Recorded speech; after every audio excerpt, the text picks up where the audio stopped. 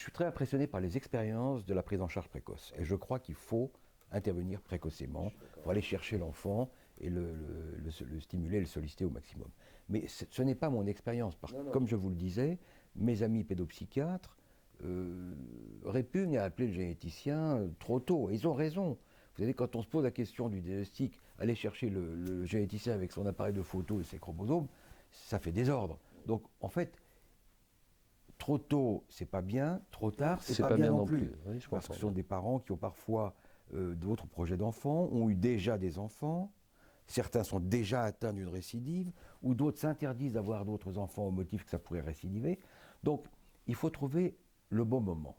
Il y a une temporalité du diagnostic, Et une temporalité des examens. une temporalité des examens et une temporalité de la maladie et du ressenti des familles.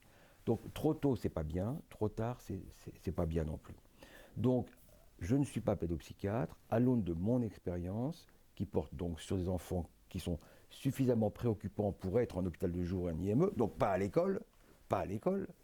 Même s'il y en a qui sont à temps Oui. partiel. Bon, Ces enfants qui sont dans cette catégorie d'âge et de sévérité, eh bien, dans un tiers des cas, nous trouvons aujourd'hui une anémie chromosomique.